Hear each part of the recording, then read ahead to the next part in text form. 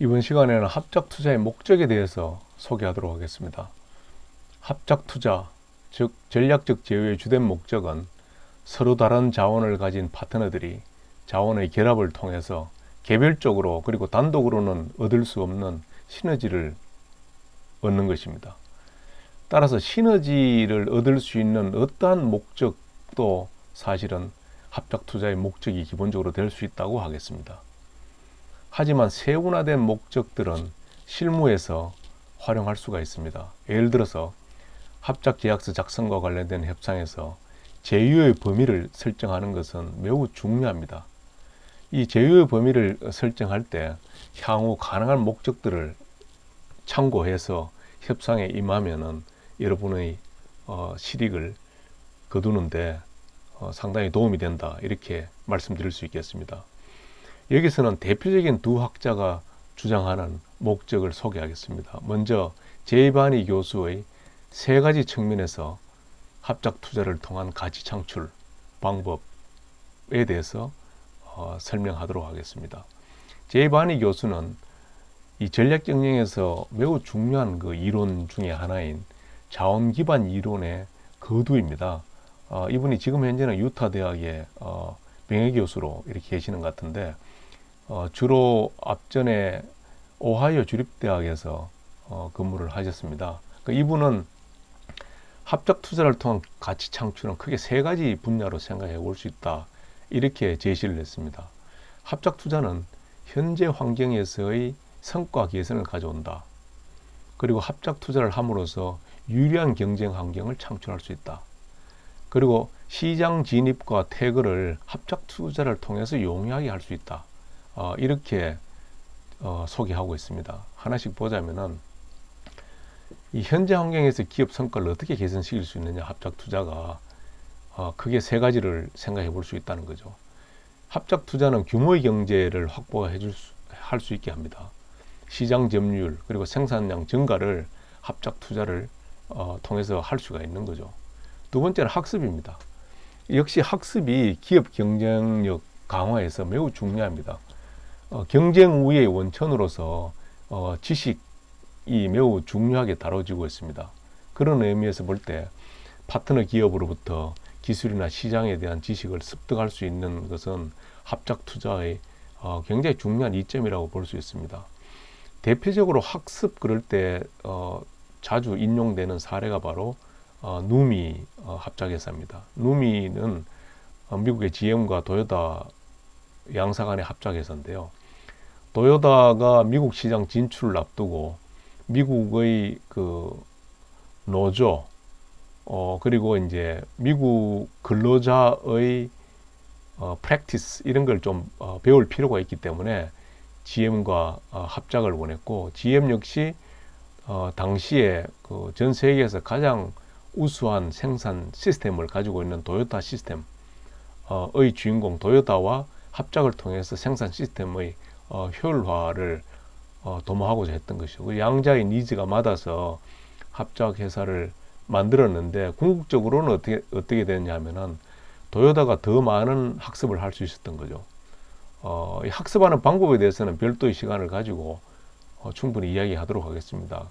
이러한 그 학습에서의 우위 때문에 결국은 도요타가 90년대 그리고 2000년대에 미국 시장에서 압도적 우위를 가질 수 있는 원동력이 될 수 있었다라고 이야기할 수 있겠습니다. 그리고 유형과 원가를 합작 투자를 통해서 공유할 수가 있습니다. 예를 들어서 삼성전자와 소니의 경우에 2008년도인가요? 9년도인가요? 그때 이제 SLCD라는 차세대 LCD 합작 회사를 만들었었죠. 두 회사는 뭐 아시다시피 상당히 서로 불천지 뭐 원수까지는 아니지만 상당히 이 경쟁자죠. 그럼에도 불구하고 위험과 원가를 공유하기 위해서 이렇게 합작 회사를 만들었고, 결과적으로는 성공적이었습니다. 왜냐, 이 상당히 당시에는 리스크가 있고 투자 규모가 엄청나게 크게 요구되는 차세대 LCD 산업에 대해서 합작을 통해서 무사히 그 선도 주자로서의 위치를 유지할 수 있었기 때문에 그렇습니다. 두 번째가 이제 유리한 경쟁 환경을 창출할 수 있게 만듭니다. 무엇보다 기술 표준 획득하는데 합작 투자는 매우 유용한 카드로 사용될 수가 있습니다.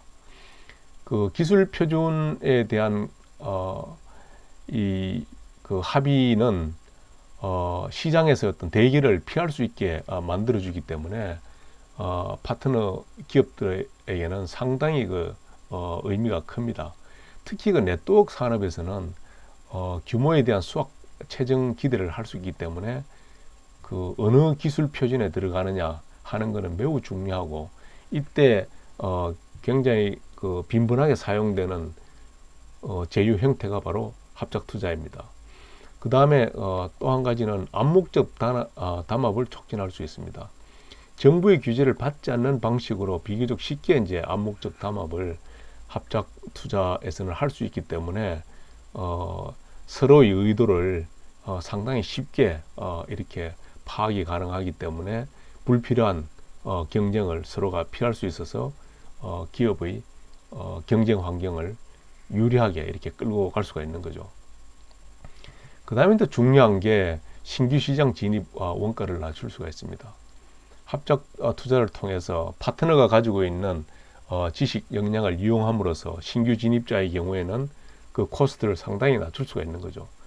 또한 마찬가지로 그 시장에서 엑시트 할 때도 이 원가를 낮출 수 있습니다. 정보의 비대칭 때문에 M&A가 잘 일어나기가 쉽지 않습니다. 그러니까 사업을 접고 나가려고 하는 쪽에서는 사업 가치를 더 높게 받으려고 하고, 진입하는 입장에서는 되도록이면 낮게 그 기업 가치를 평가할 테고, 주된 이유는 역시 그 매도자 매수자 간에 되도록이면 가액을 높게, 되도록이면 가액을 낮게 하는 그 근원적인 어떤 차이도 있겠지만, 보다 더 중요한 이유는 정보의 비대칭 때문에 그렇습니다.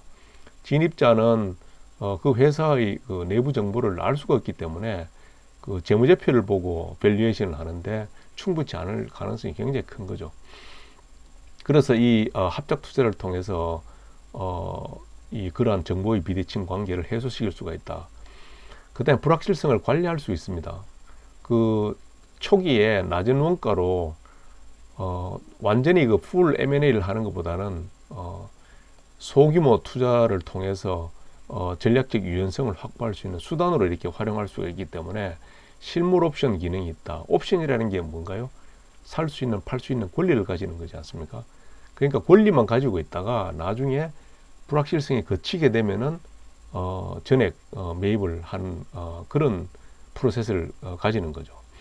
여러분들이 요 세 가지 이 요인들을 코닝, 시바, 가이지 합작 사례를 보면은 확실하게 이해가 될 수 있을 것입니다. 코닝은 여러분들이 삼성 코닝 등 국내에도 지금 합작 회사가 있기 때문에 코닝에 대해서 아마 많이 들어보셨을 겁니다. 미국에 코닝 기업이 있고, 그리고 이제 시바 가이지라고 지금은 없어졌습니다. 지금은 통합돼서 지금은 이 스위스 제약업체인데요. 노바티스라는 업체로 지금 통합이 돼 있죠. 그래서 이제 코닝과 시바 가이지가 이제 코닝에서는 그동안에 자기네들이 하고 있던 의료 진단기 사업에서 기업 전략상 이거는 빼는 게 맞겠다라는 결론을 내리고 철수하기로 했습니다. 그래서 이제 M&A 시장에 내놓은 거죠.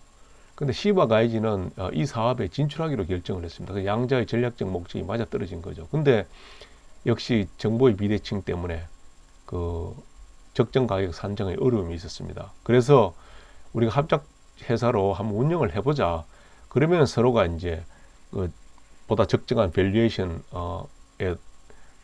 동의를 할 거니까 우선은 합작 회사를 해보자, 이렇게 합의를 했습니다. 결과 이제 이 정보의 비대칭이 해결이 됐습니다. 그래서 코닝에서는 시장 엑시시 자연스럽게 일어날 수가 있었고 재가격을 받고, 그다음 시바 가이지 입장에서는 시장 진입을 보다 합리적으로 할 수가 있게 된 거죠. 정말 그 합리적인 가격으로 진입을 할 수 있게 되고, 그리고 코닝과 이 공동 경영의 과정을 거침으로 해서 불확실성을 걷어내는데 도움을 받았고, 그 사업에 대해서 이 노하우를 사전에 좀 많이 축적할 수 있는 그런 계기를 마련할 수 있었던 거죠. 결과적으로 시바 가이지가 첫 50%는 7,500만 달러를 지불했는데 나머지 50%는 거의 2배인 1억 5천만 달러를 지불을 했습니다.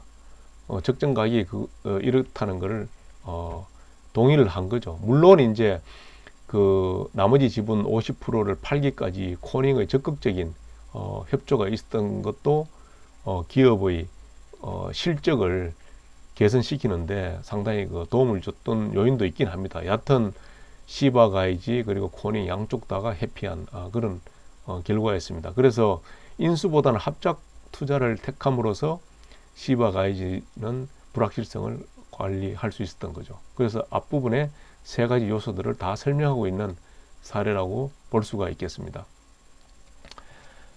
자, 그래서 이제 이번엔 두 번째로 이제 그 히토츠바시 대학의 이 시시도 교수가 11개의 이 합작 투자 목적을 소개를 하고 있어요. 그래서 우선 이제 경쟁보다는 협력의 목적으로, 생산 설비 공유의 목적으로, 자원 확보의 목적으로, 즉 현재 비즈니스 효율성 증대의 목적으로 합작 투자를 한다. 그 다음에 7가지는 그 다음에 그 8가지는 판매 채널 확보, 평판 지원.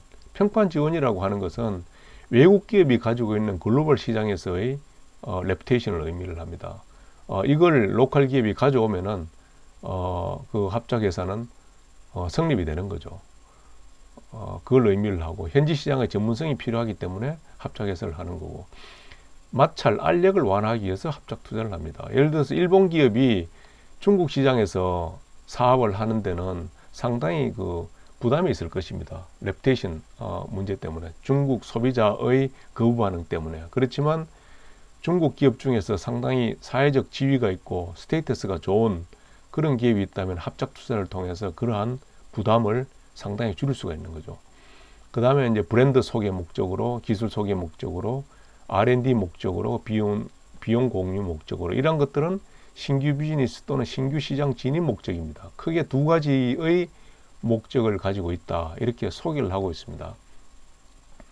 서두에도 말씀드렸지만 이런 목적을 구분하는 실익 중에 하나가, 여러분들이 계약서 작성할 때 이 합작 회사의 비즈니스 범위를 설정하는 데 있어서 이러한 목적을 염두에 두고 어떤 항목을 포함시킬 거냐라는 것을 체계적으로 접근하는 데 있어서 도움을 받기 위한 목적이 있다, 이렇게 설명을 한 바 있습니다.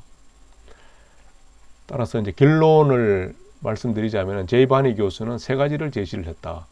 현재 환경에서 성과를 개선시킨다. 그 다음에 유리한 경쟁 환경을 창출시킬 수 있다. 그 다음에 시장 진입과 시장 태거를 용이하게 해준다. 반면에 그 시시도 교수는 현재 비즈니스의 효율성을 증대시킨다. 신규 비즈니스의 진입을 할 목적으로 합작 투자를 할 수가 있다, 이렇게 이야기를 했습니다. 자, 그래서 이상 이 소개한 목적들은 서로 배타적이지 않습니다. 예를 들자면은 이 규모의 경제의 목적이 있다고 해서 다른 목적이 없는 게 아니라, 규모의 경제뿐 아니라 시장 진입의 용이성 등의 목적을 동시에 가질 수가 있다는 거죠. 이렇게 이 배타적으로 하는 게 아니라 서로 상호 보완적으로 얼마든지 가져갈 수가 있다, 이런 걸 말씀을 드리고요. 이렇게 해서 이번 시간 정리하도록 하겠습니다. 감사합니다.